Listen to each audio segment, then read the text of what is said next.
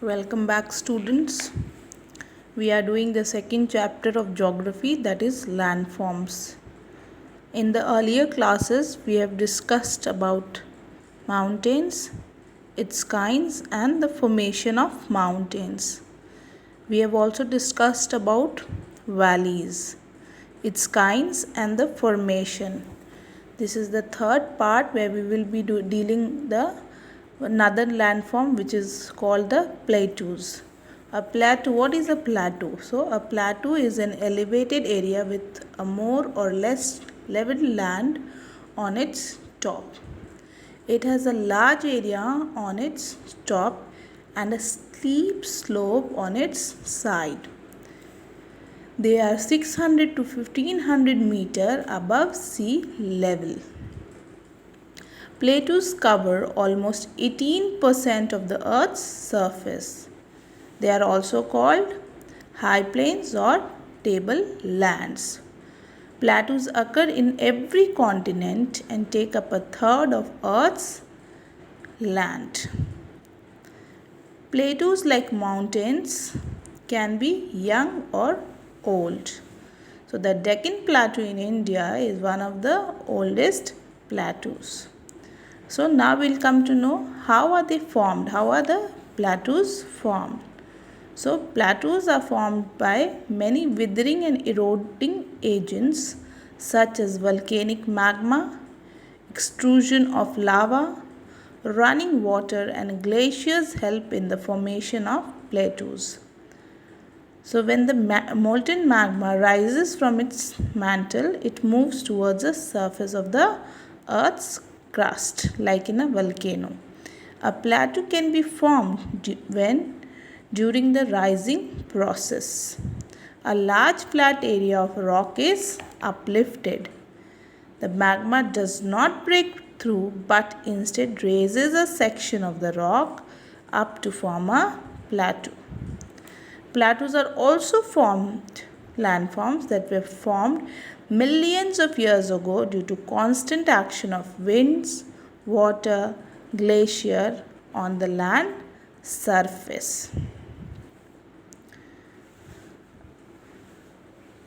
Forces of wind can also erode a particular area and eventually force the rocks to create slopes and plateaus.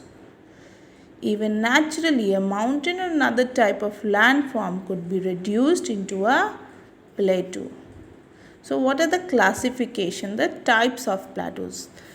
Intermontane plateaus, Piedmont plateaus, the continental plateaus, and the dissected plateaus. So, what is a intermontane plateaus? What is the feature?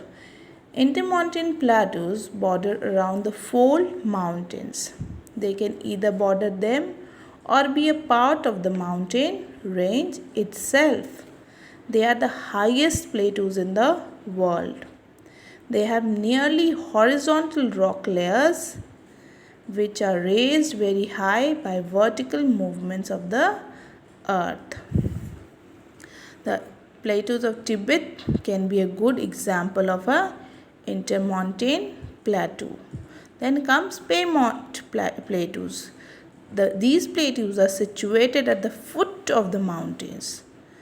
The other side is bounded by the sea or a plain or an ocean. See, the pictures are given, the intermontane plateaus, the Piedmontane plateaus.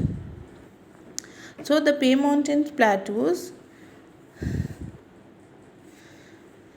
they are also called plateaus of denudation, as the areas which were once high to the level of the mountains have now been reduced to the foot level of the mountains by various agents of erosion. The Malwa plateau can be a good example of a Piedmont plateau. Now comes continental plateau, the third type of plateaus, that is continental plateaus. What are they? How are they formed? These are bordered on all sides by plains or oceans and form away from the mountains. The continental plateaus are also known as plateaus of accumulation. Plateau of Maharashtra is a good example of a continental plateau. Now the fourth plateau is the dissected plateau. As the name suggests, some two parts. A plateau which has been intensely eroded so that the relief becomes sharp is known as a dissected plateau. Withering, erosion and denudation of the flatlands results in the formation of the dissected plateaus. The eroded regions tends to appear as mountainous or hilly slopes and valleys. So, what are the significance, the importance of plateaus? They are a storehouse of minerals. Like you have the Chota Nagpur plateau where we live, Jharkhand area, Bengal area. Why? Because they are a good storehouse of minerals like coal, like iron. Then they can help in the generation of hydel power. The edges of the plateaus form waterfalls which provide ideal sites for generating hydel power.